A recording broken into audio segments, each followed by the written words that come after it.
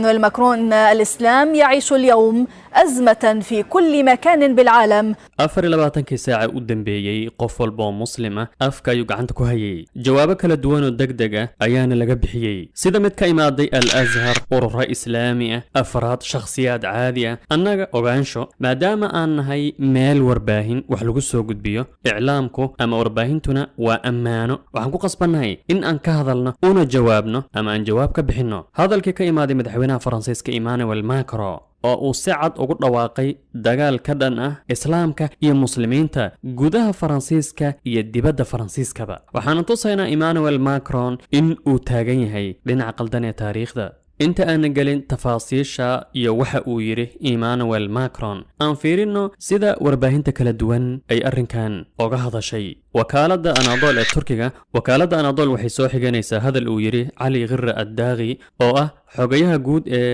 midowga culimada muslimiinta asagoo la hadlayo Macron ama u jawaabay Emmanuel Macron ayuu yiri islaamku ma xambaarayo dambiga iyo waxa ay sameeyeen hogaamiyaasha maqaarsaarka ama dabadhilifkaad adinka wadamada muslimiinta ka samayseen sidoo kale BBC-da waxa lagu soo qoray Macron wuxuu ku baaqayaa dhisidda islaam la jaan qaadayo qiyamka Faransiiska al-Azhar ayaana arrinkan cambaareeyay oo tabcan ereyadu adeegsaday waxa kamid ah in uu adeegsaday ereyga argagixisada islaamka faahfaahintan waa arki doonaa sidoo kale BBC-da Emmanuel Macron wuxuu ballan qaaday in uu la dagaalami doono gooni u goosadka islaamka gudaha Faransiiska sidoo kale wuxuu ula jeedo waa arkaynaa sidoo kale wargeyska al-Quds al-Arabi Emmanuel Macron wuxuu ku dhawaaqay si ballaarinta mamnuucidda xijaabka gudaha Faransiiska wuxuuna rumaysan yahay waa sida uu sheegay in islaamku maanta yaciishu azma fi kulli al-caalam in islaamku dhibaato wajahayo taasoo ah islaamku lama jaan qaadi kara maanta caalamka sidoo kale al-Jazeera Macron madaxweynaha Faransiiska islaamku maanta wuxuu ku nool yahay mushkilad dhibaato sidoo kale The New York Times oo ayadana si kale uga hadlayso oo ah in uu ku baaqayo in uu ka hortagi doono gooni u goosadka islaamka gudaha Faransiiska wuxuu ula jeedana waa arkaynaa taban markan ma ahan koox gooni ah ama inuu dhaho waxaan la dagaalamaynaa koox hebel wuxuu yiri si cad u leeyahay mushkiladu waxay kala dhaxaysaa islaamka aniga ka Emmanuel Macron ahaan oo tabcan nin buko mushkilada waxay kala dhaxaysaa islaamka dhibaatadayda waa islaamka ma ahan koox gooni ah waana madaxweynihii galbeed ah ee si toos ah u weeraray islaamka oo dhan diin ahaan iyo shucuub ahaanba inuu isku qabtay islaamka oo dhan inuu dhaho mushkiladu waa islaamka waxyaabuhu yiri waxa kamid ah asagoo hadalkiisan ku wajahayo jaaliyada muslimka ku nool Faransiiska wuxuu yiri hilibka doofaarka ayaad cuni doontaan adinkoo qaaqaawanna waad ku dabaalan doontaan barkadaheena iyo xeebaheena waa mar uu la hadlayay jaaliyada muslimka waxaana xusid mudan inta badan Faransiiska dabcan dad asalkoodii ee ka soo jeeda waqooyiga Afrika sida Maghrib Algeria way jiraan laakiin sidoo kale waxa jiro dad Faransiis cadaan ah muslimiin oo aad u badan waliba waxaan ognahay in Faransiisku ugu yaraan 150 sano oo ku sugnaa Jazaa'ir wadamo muslimiin ah waxaana dhacay dad badan oo cadaan Faransiis inay diinta islaamka galaan marka dadkan uu kala qaybinayo waa dadka Faransiiska oo u kala qaybinayo qayb diin ahaan ah inta badan markay hadlaan waxay dhahaan cilmaaniyadu waxay ku taagan tahay dadka inaan qaab diimeed loo fiirin Macron waa shakhsiyad aad u liidato sida uu mar yiri Erdogan inuu isu malaynayo Napoleon Bonaparte hogaamiye Faransiis ahaa oo kibir badnaa laakiin ugu dambeyntii si xun loo jabiyay laguna tuuray jasiirad yar oo ku taalo badda Atlantiga Emmanuel Macron wuxuu wajahayaa fashil iyo diidmo gudaha Faransiiska waxaan la wada soconaa mudaharaadkii aad u ballaarnaa ee Faransiiska ka dhacay oo xitaa dadku ay lahayn waaba kacdoon sidaas darteed wuxuu raadinayaa xumbo uu cuskado dabcan cidda ugu sahlan maanta la weerari karana waa islaamka ereyga ugu khatarsan ee uu adeegsaday ninkan faashilka ayaa ah islaamku maanta wuxuu wajahayaa dhibaato daafaha caalamka oo dhan قال الرئيس الفرنسي إمانويل ماكرون الإسلام يعيش اليوم أزمة في كل مكان بالعالم wuxuuna ula jeedaa in islaamku uuna la jaan qaadi karin qawaaniinta cusub ee caalamka maanta mushkiladda ugu weyn ee uuna fahansanayn ninkan ayaa ah in uu islaamka la simaayo masiixiyadda oo ah diin aanan lahayn wax nidaam socodsiin karo nolol maalmeedka qofka caadiga ee masiixiga iyo xitaa dawlad ma jiraan qawaaniin ama axkaam qofka masiixiga oo noloshiisa maalmeedka ku maareeyo markii la kala qaadayo ama farqiga u dhexeeya islaamka iyo kiristankana ayaa ah in islaamku yahay ruux diin ruuxi ah iyo weliba diin maamul diin iyo dowlad inuu yahay islaamka taasoo ah dadka leh yani طبعا hal la kala saaray diinta iyo xukunka inayna fahansanayn yani fasl الدين عن الدولة maxaa laga wadaa ma fahansano waxa laga wado sababtoo islaamku ma ahan shay gooni oo meel yaallo waa wax qofka noloshiisa dhan socodsiinayo halka kiristanku ama masiixiyadu tahay diin ruuxi ah kaliya oo aan la jeedno in qofku hadda kiniisad gala kaliya oo madaxa laalaadiyo ayna ahayn diin ka baxsan kiniisadda حتى يهود عادي قف يهود داد ما انت ويديسو كريستيان كو حكا اميسين داد انا دين لهين يعني يهودان ما كلا قادان كريستيان كي هندوسكا wax farqa uma dhaxaysada oo arkaan sababta qofka kiristanka wax xalaal iyo xaraan ma jiro waxaan hadii qiyamkaada ama dawladda aad matalayso qawaaniinta hadeen ogolayn diid hadii yani wax xaraan ma lahan taasoo ah diinta kiristanka inay tahay diin ebera diin habaan mantur diin bug inay tahay diin aan jirin Macron hadaba wuxuu rabaa islaam aanan naf lahayn islaam oo eg masiixiyadaas oo ah diin aan wax arkaan ku taagnayn inuu islaamku noqdo diin la sheegta kaliya sida kiristanka oo kale kiristan ayaan ahay wax ka dambeeyana ma lahan wax arabtid samee wax kasta xun oo xaraan samee wax ka dambeeyana ayna jirin aqal xumadiisa ninkan ayaa ah in islaamku uu la simaayo diin dhinac walba ka guran oo eber ah dagaalka ka dhanka ah muslimiinta faransiiska waxa kamid ah sida uu ka dhawaajiyay xijaabka kale inuu weerar ku yahay حجابك هو ممنوع لكن markuu wadamadanada imaado sida Ali Ghirra Daaqi oo sheegay in dalaalimaha wadamadeena hogaamiye markuu la kulmaayana uu u sheego in uu ka dhaadhicay sameynta wax Faransiisku aaminsan yahay xurriyadda iyo cilmaaniyadda uu Emmanuel Macron sheeganayo waa in gabadhaas qof dumar ah dharkay rabta inay xirato mamnuuc ay ma xiran karto dharka rabto laakiin dal xor ahna sidoo kale cunnada xalaasha xalaal lagu magacaabo in yani uu dagaal ku yahay cunadan waa xalaal iyo cunadan waa xaraan inayna ka jireen faransiiska oo qofka muslimka uu khansiirka cuna khamriga cabo sababta wuxuu leeyahay markaad leedahay khansiirka ma cunaayo doofaarka ma cunaayo ismana qaawinayo waxay ka dhigan tahay inaad leedahay faransiiska ma ogoli wuxuu adeegtay sidoo kale erey ah ma ogolaan doono in dowlad laga dhex dhiso jamhuuriyadda faransiiska oo uu la jeedo in qofka muslimka ah uuna waxyaabaha nolol maalmeedka maalinta ay diinta islaamka amrayso inuuna samayn karin sababta islaamku waa diin ma ahan sida kiristanka kale kiristanka hadda maanta diin lagu ma tilmaami karo masiixiyada maanta diin lagu ma tilmaami karo qofka muslimka ah qorraxda markay soo baxdo iyo markay dhacdo habeen iyo maalin wuxuu sameeyaa waxyaabo ay diinta amrayso xaaraanta waa mamnuuc been ha sheegin khamriga ha cabin hilibka doofaarka ha cunin ha zinaysan ha isqaawin intaas ayuu diidan yahay qofka muslimka inuu ka istaago Emmanuel Macron wuxuu rabaa inaad intaas samayso hadii kale waxaa tahay gooni ogoosad muslim ah waxaa jira erey uu adeegsaday oo keenay in Azhar uu u jawaabo oo ah ereyga argagixisada islaamka ereyga argagixisana ma ahan tabcan in lagu xiro diin galbeedku ilaa hadda uu diidan yahay qeexida argagixisada galbeedka ilaa hadda ma ogol in la qeexo bal hadda isu imaano aan qeexan wax argagixisa laga wado kada wa kada miya maya qof muslima fal u geystay argagixise tusaale mujrimkii muslimiinta ku xasuuqay New Zealand wuxuu ahaa Kristan waana fal argagixiso طبعا manager qof ku tilmaamay inuu yahay ama ku tilmaami karo argagixisada masiixiga sida iyaga u adeegsadaan argagixisada islaamiga ma jiro hal dawlad oo adeegsan karta ereygaas waliba waxa xusid mudan ninkan in uu dadkaas muslimiinta u leeyahay qaab diineed oo uu ku qoray qorigii uu ku xasuuqay intaasoo yani dagaalo taariikhi ah intooda badan Andalus ka dhacay uu ku qoray laakiin ma jirto cid adeegsan karta ereyga argagixisada islaamiga الأزهر الشريف waxay ku eedeysay Emmanuel Macron been iyo isdabamarin xaqaa'iq asaga u gaar ah oo buga inuu samaysanayo inuu samaystay qanaacad asaga u gaar ah shahawaadkiisa iyo naftiisaas bugta la jaan qaadayso in aanan la aqbali karin ereyga uu adeegsaday oo al-irhaab al-islaami sida ay ayaguba u diidaan in la yiraahdo al-irhaab al-masiixi ama al-irhaab al-yahuudi argagixiso Kristan ah wadiideen ayaga in la adeegsado Faransiiska waxa ka dhaco si maalin la u eg falal ka dhan ah muslimiinta in gabar xijaaban la weeraro in masjid daaqadaha laga burburiyo iskuulada iyo jaamacadaha in laga cayriyo gabdhaha laakiin cid ku tilmaami karta ma lahan faquuq iyo cunsuriyad ارتفعت نسبة الاعتداءات المرتبطة بمعاداة المسلمين في فرنسا بنسبة 70% خلال الشهر الماضي بحسب تقرير لمنظمة حقوقية فرنسية. ماكرون wuxuu wajahayaa sidaan sheegnayba taageero xumo sida lagu kasban karana sida ay maskaxdiisa qoranta u sheegtay waa in islaamka la weeraro balse uu taageero oga helo midigta xag jirka waana wadada uu raacay Trump trump inta aana la dooranin kahor dabcan wuxuu ahaa nin lagu yaqaano in uu yahay bilyaneer faasiq ah wax mabaadi iyo qiyam aan lahayn baararka lagu tunto iyo khamriga noloshiisa intaas ay ahayd laakiin wuxuu adeegsaday waxa u roon dhagaha malaayiintaas caddaanka indhaha xiran ee sidii raxan ari ah meeshii la rabo loo kaxaynayo shacabkaas lagu tilmaamayo horumar iyo hadaarad waa kan doortay qof sida trump oo kale ah sida hortanada ka muuqato mar labaad alquds macron wuxuu sii ballaarinayaa dagaalka ka dhanka xijaabka markii qeexayaan dabcan xorriyadda iyo waxay tahay qiyamka waa xorriyadda shakhsiga ka bilaabayaan qofku wuxuu rabaa inuu xiran karo wuxuu rabaa inuu aamini karo laakiin arrinku markuu islaam la xiriira ma ogola ma yeelayaan gabadhaas muslimka ah qoftaas dumarka ah in ay xirato dharka ay rabto ma yeeli karaan ma ogolo mar walbana waa kuwana dhaho islaamku wuxuu caburiyaa dumarka waa caqliyad ghariib ah islaamku waa xaqaa'iq sugan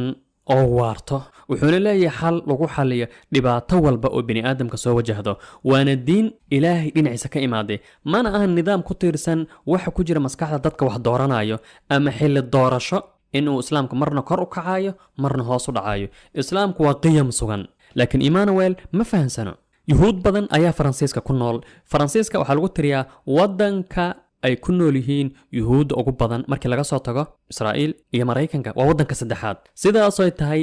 ma jirto cid si toos ah u weerari karto yuhuudaas waa laga yaabaa kuwa midig inay weeraraan dabcan way dhacdaa laakiin dawlad qof mas'uul ah waxaa lagu eedayn inuu saamiyada lid ku yahay waliba yuhuudda waxaa xusid mudan sidoo kale in ayaga sharaa'icda diintooda ay farayso ay aad ugu dhagan yihiin maalin dhow yar youtuber masri ah oo ku nool Canada ayaa wuxuu yiri waxaan imaaday bangi waxaan ka rabuu yiri lacag deyn ah oo ayna riba la soconin faa'iido ayna la soconin ninka meesha joogay ayaa ayuu yiri ma yuhuudi baata maya muslim ayaan ahay wuxuu yiri waa qofkii muslim ahay ugu horeeyay ee ii imaado leh riba ma rabo arrinkan waxa lagu yaqaan yuhuud ayaa arrinkan sameyn jirtay ayuu yiri oo ah yuhuuddu ribada ma ogolo taasoo ah in qawaaniintooda yuhuudda iyo wax alla waxa ayaga u gaar ay dabaqdaan laakiin cid ka hadli karta ma lahan xitaa dumarka yuhuudda inta badan way xijaabtaan hadda sawirkan markaad aragto kale maxaad u malayn sawirkan hortaada ka muuqdo waa dumar yuhuud ah ma ahan muslimiin laakiin xijaabkooda cid weerari karta ma lahan garkoodana cid weerari karta ma lahan maadaama ayna muslimiin ahayn dabcan ugu dambeyn waxaa leenahay Emmanuel Macron waxaa taagan tahay dhinaca qaldan ee taariikhda dadka awood badnaa ayaa ku fashilmay wadadan aad ku socoto dabcan waxaana dhab ah inaad fashilmi doonto adiga fashilka aad gudaha faransiiska ka wajahayso mid ka daran inuu ku soo wajihi doono qodobkan intaan ayuu ka egahay wassalaamu calaykum waraxmatullaahi wabarakaatu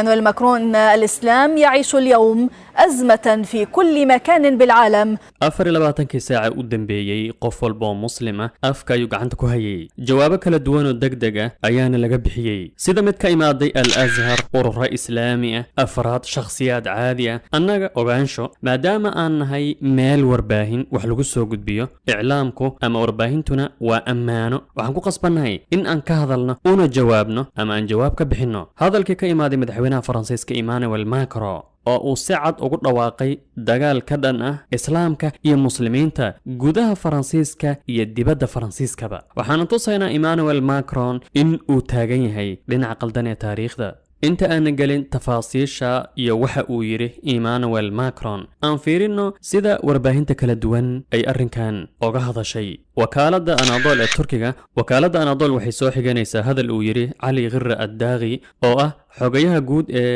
midowga culimada muslimiinta asagoo la hadlayo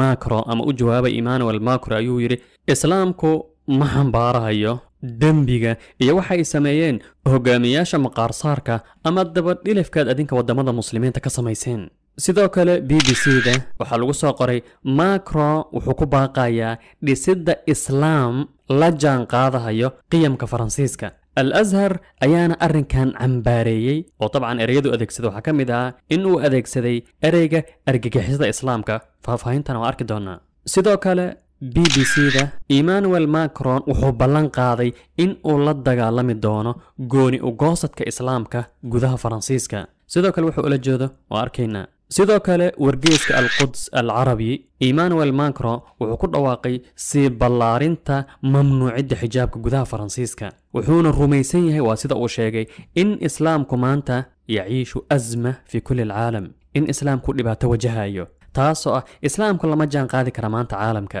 sidoo kale aljaziira macron madaxweynaha faransiiska islaamku maanta wuxuu ku nool yahay mushkilad dhibaato sidoo kale the new york times oo ayadana si kale uga hadlaysa oo ah in uu ku baaqayo in uu ka hortagi doono gooni ugoosadka islaamka gudaha faransiiska wuxuu ula jeedana waa arkaynaa taban markan ma ahan koox gooni ah ama inuu dhaho waxaan la dagaalamaynaa koox hebel wuxuu yidhi si cad u leeyahay mushkiladdu waxay igala dhexaysaa islaamka aniga ka Emmanuel Macron ahaan oo dabcan nin buko mushkiladda waxay igala dhexaysaa islaamka dhibaatadayda waa islaamka ma ahan koox gooni ah waana madaxweynihii galbeed ah ee si toos ah u weeraray islaamka oo dhan diin ahaan iyo shucuub ahaanba inuu isku qabtay islaamka oo dhan inuu dhaho mushkiladdu waa islaamka waxyaabuhu yidhi waxaa ka mid asagoo hadalkiisan ku wajahayo jaaliyadda muslimka ku nool faransiiska wuxuu yidhi hilibka doofaarka ayaad cuni doontaan adinkoo qaaqaawanna waad ku dabaalan doontaan barkadaheenna iyo xeebaheenna waa mar uu la hadlayay jaaliyadda muslimka waxaana xusid mudan inta badan faransiiska dabcan dad asalkoodii ee ka soo jeeda waqooyiga afrika sida maghrib algeria way jiraan laakiin sidoo kale waxaa jiro dad faransiis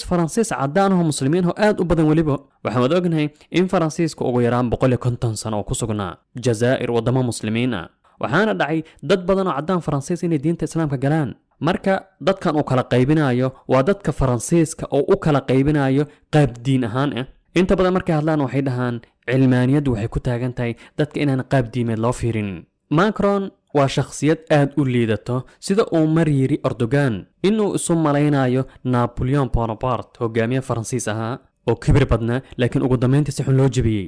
laguna tuuray jasiirad yar oo ku taalo badda Atlantiga Emmanuel Macron wuxuu wajahayaa fashil iyo diidmo gudaha Faransiiska waxaan la wada soconaa mudaharaadkii aadka u ballaarnaa ee Faransiiska ka dhacay oo xitaa dadku ay lahayn waaba kacdoon sidaas darteed wuxuu raadinayaa xumbo uu cuskado dabcan cidda ugu sahlan maanta la weerari karana waa islaamka ereyga ugu khatarsan ee uu adeegsaday ninkan faashilka ayaa ah islaamku maanta wuxuu wajahayaa dhibaato daafaha caalamka oo dhan قال الرئيس الفرنسي إيمانويل ماكرون الإسلام يعيش اليوم أزمة في كل مكان بالعالم wuxuuna ula jeedaa in islaamku uuna la jaan qaadi karin qawaaniinta cusub ee caalamka maanta mushkiladda ugu weyn ee uuna fahansanayn ninkan ayaa ah in uu islaamka la simaayo masiixiyadda oo ah diin aanan lahayn wax nidaam socodsiin karo nolol maalmeedka qofka caadiga ee masiixiga iyo xitaa dowlad ma jiraan qawaaniin ama axkaam qofka masiixiga uu noloshiisa maalmeedka ku maareeyo markii la kala qaadayo ama farqiga u dhexeeya islaamka iyo kiristankana ayaa ah in islaamku yahay ruux diin ruuxi ah iyo weliba diin maamul diin iyo dowlad inuu yahay islaamka taasoo ah dadka leh yani طبعا hal la kala saaray diinta iyo xukunka inayna fahansanayn yani fasl الدين عن الدولة maxaa laga wadaa ma fahansano waxa laga wado sababtoo islaamku ma ahan shay gooni oo meel yaallo waa wax qofka noloshiisa dhan socodsiinayo halka kiristanku ama masiixiyaddu tahay diin ruuxi ah kaliya oo aan la jeedno in qofku hadda kiniisad gala kaliya uu madaxa laalaadiyo ayna ahayn diin ka baxsan kiniisadda حتى يهود عادي قف يهود هذا ما أنت ويديسه كريستيان كحكاء أميسين داد أنا الدين لهين يعني يهودان ما كلا قاضان كريستيان كيهندوسك wax farqa uma dhaxaysada oo arkaan sababta qofka kiristanka wax xalaal iyo xaraan ma jiro waxaan hadii qiyamkaada ama dawladda aad matalayso qawaaniinta hadeen ogolayn diid hadii yani wax xaraan ma lahan taasoo ah diinta kiristanka inay tahay diin eber diin habaan mantur diin bug inay tahay diin aan jirin Macron hadaba wuxuu rabaa islaam aanan naf lahayn islaam oo eg masiixiyadaas oo ah diin aanan wax arkaan ku taagnayn inuu islaamku noqdo diin la sheegta kaliya sida kiristanka oo kale kiristan ayaan ahay wax ka dambeeyana ma lahan wax arabtid samee wax kasta xun oo xaraan samee wax ka dambeeyana ayna jirin aqal xumadiisa ninkan ayaa ah in islaamku uu la simaayo diin dhinac walba ka guran oo eber ah dagaalka ka dhanka ah muslimiinta faransiiska waxa kamid ah sida uu ka dhawaajiyay xijaabka kale inuu weerar ku yahay xijaabku waa mamnuuc laakiin markuu wadamadanada imaado sida cali qira daaqi uu sheegay dalaalimaha wadamadeena hogaamiye markuu la kulmaayana uu u sheego in uu ka dhaadhicay samaynta wax faransiisku aaminsan yahay xurriyadda iyo cilmaaniyadda uu Emmanuel Macron sheeganayo waa in gabadhaas qof dumar ah dharkay rabta inay xirato mamnuuc ay ma xiran karto dharka rabto laakiin dal xor ahna sidoo kale cunnada xalaal lagu magacaabo in yani uu dagaal ku yahay cunadan waa xalaal iyo cunadan waa xaraan inayna ka jireen faransiiska oo qofka muslimka uu khansiirka cuna khamriga cabo sababta wuxuu leeyahay markaad leedahay khansiirka ma cunaayo doofaarka ma cunaayo ismana qaawinayo waxay ka dhigan tahay inaad leedahay faransiiska ma ogoli. wuxuu adeegtay sidoo kale erey ah ma ogolaan doono in dowlad laga dhex dhiso jamhuuriyadda faransiiska, oo uu ula jeedo in qofka muslimka ah uuna waxyaabaha nolol maalmeedka maalinta ay diinta islaamka amrayso inuuna samayn karin. sababtoo islaamku waa diin, ma ahan sida kiristanka oo kale. kiristanka hadda maanta diin laguma tilmaami karo, masiixiyada maanta diin laguma tilmaami karo. qofka muslimka ah qoraxda markay soo baxdo iyo markay dhacdo, habeen iyo maalin, wuxuu sameeyaa waxyaabo ay diinta amrayso. xaaraanta waa mamnuuc, been ha sheegin, khamriga ha cabbin, hilibka doofaarka ha cunin, ha sinaysan, ha isqaawin. intaas ayuu diidan yahay qofka muslimka inuu ka istaago Emmanuel Macron. wuxuu rabaa inaad intaas samayso, haddii kale waxaa tahay gooni ogoosad muslim ah. waxaa jira erey uu adeegsaday oo keenay in Azhar uu u jawaabo, oo ah ereyga argagixisada islaamka. ereyga argagixisana ma ahan tabcan in lagu xiro diin. galbeedkuna ilaa hadda wuu diidan yahay qeexidda argagixisada. galbeedka ilaa hadda ma ogolo in la qeexo, bal hadday isu imaanno aan qeexin wax argagixiso laga wado. kada wa kada wa kada miya maya, qof muslima fal u geysta ayaa argagixise. tusaale, mujrimkii muslimiinta ku xasuuqay New Zealand wuxuu ahaa Kristan, waana fal argagixiso. طبعا mana jiro qof ku tilmaamay inuu yahay ama ku tilmaami karo argagixisada masiixiga sida iyaga u adeegsadaan argagixisada islaamiga. ma jiro hal dawlad oo adeegsan karta ereygaas. waliba waxaa xusid mudan ninkan in uu dadkaas muslimiinta u leeyahay qaab diineed oo uu ku qoray qorigii uu ku xasuuqay intaasoo yani dagaalo taariikhi ah, intooda badan Andalus ka dhacay uu ku qoray. laakiin ma jirto cid adeegsan karta ereyga argagixisada islaamiga.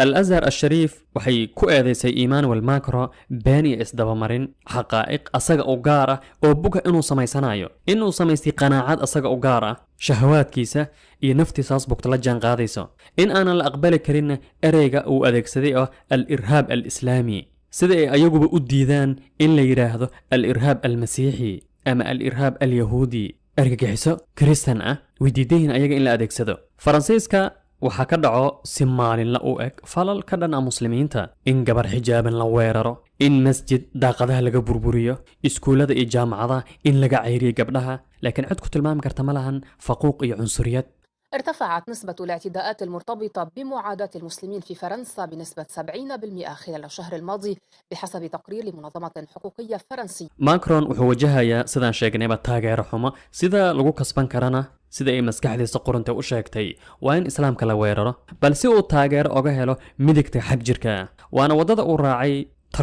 Trump inta aan la dooranin kor. طبعا wuxuu ahaa nin lagu yaqaano in uu yahay bilyaneer faasiq ah, wax mabaadi iyo qiim aan lahayn, baararka lagu tunto iyo khamriga noloshiisa intaas ay ahayd. laakiin wuxuu adeegsaday waxa u roon dhagaha malaayiintaas caddaanka indhaha xiran ee sidii raxan ari ah meeshii la rabo loo kaxaynayo. shacabkaas lagu tilmaamayo horumar iyo hadaarad waa kan doortay qof sida Trump oo kale ah. sida hortanada ka muuqata mar labaad al-Quds, Macron wuxuu sii ballaarinayaa dagaalka ka dhanka xijaabka. markii qeexayaan طبعا xorriyadda iyo waxay tahay qiyamka, waa xorriyadda shakhsiga ka bilaabayaan. qofku wuxuu rabaa inuu xiran karo, wuxuu rabaa inuu aamini karo, laakiin arrinku markuu islaam la xiriira ma ogolo, ma yeelayaan. gabadhaas muslimka ah, qoftaas dumarka ah in ay xirato dharka ay rabto ma yeeli karaan, ma ogolo. mar walbana waa kuwana dhaho islaamku wuxuu caburiyaa dumarka. waa caqliyad ghariib ah. islaamku waa xaqaa'iq sugan oo waarto, wuxuuna leeyahay xal lagu xaliyo dhibaato walba oo bini aadamka soo wajahdo. waana diin ilaahay dhinaciisa ka imaaday, mana aha nidaam ku tiirsan waxa ku jira maskaxda dadka wax dooranayo ama xilli doorasho inuu islaamku marna kor u kacayo marna hoos u dhacayo. islaamku waa qiyam sugan, laakiin Emmanuel ma fahansano. yuhuud badan ayaa Faransiiska ku nool. Faransiiska waxaa lagu tiriyaa wadanka ay ku nool yihiin yuhuudda ugu badan markii laga soo tago Israa'iil iyo Mareykanka. waa wadanka saddexaad. sidaas oo tahay ma jirto cid si toos ah u weerari karto yuhuuddaas. waa laga yaabaa kuwa midig inay weeraraan, طبعا way dhacdaa, laakiin dawlad qof mas'uul ah waxaa lagu eedayn inuu saamiyadda lid ku yahay. waliba yuhuudda waxaa xusid mudan sidoo kale in ayaga sharaa'icda diintooda ay farayso ay aad ugu dhagan yihiin. maalin dhow yar youtuber masri ah oo ku nool Canada ayaa wuxuu yiri waxaan imaaday bangi, waxaan ka rabuu yiri lacag deyn ah oo ayna riba la soconin, faa'iido ayna la soconin. ninkii meesha joogay ayaa ayuu yiri ma yuhuudi baa taa? maya, muslim ayaan ahay. wuxuu yiri waa qofkii muslim ahay igu horeeyay ee ii imaado leh riba ma rabo. arrinkan waxaa lagu yaqaan yuhuud ayaa arrinkan samayn jirtay ayuu yidhi oo ah yuhuuddu ribada ma ogolo taasoo ah in qawaaniintooda yuhuudda iyo wax alla waxa ayaga u gaar ay dabaqdaan laakiin cid ka hadli karta ma lahan xitaa dumarka yuhuudda inta badan way xijaabtaan hadda sawirkan markaad aragto kale maxaad u malayn sawirkan hortaada ka muuqda waa dumar yuhuud ah ma ahan muslimiin laakiin xijaabkooda cid weerari karta ma lahan garkoodana cid weerari karta ma lahan maadaama ayna muslimiin ahayn dabcan ugu dambeyn waxaan leenahay iimaan walmaan karo waxaa taagan tahay dhinaca qaldan ee taariikhda dadkaa awood badnaa ayaa ku fashilmay waddadan aad ku socoto dabcan waxaana dhab ah inaad fashilmi doonto adiga fashilka aad gudaha faransiiska ka wajahayso mid ka daran inuu kusoo wajihi doono qodobkan intaan ayuu ku egyahay والسلام عليكم ورحمة الله وبركاته. إيمانويل ماكرون الإسلام يعيش اليوم أزمة في كل مكان بالعالم. 24 ساعة قدام بيي qof walba oo muslima afka ayuu gacanta ku hayay jawaabo kala duwan oo degdeg ah ayaana laga bixiyay sida mid ka imaaday al-Azhar urur islaami ah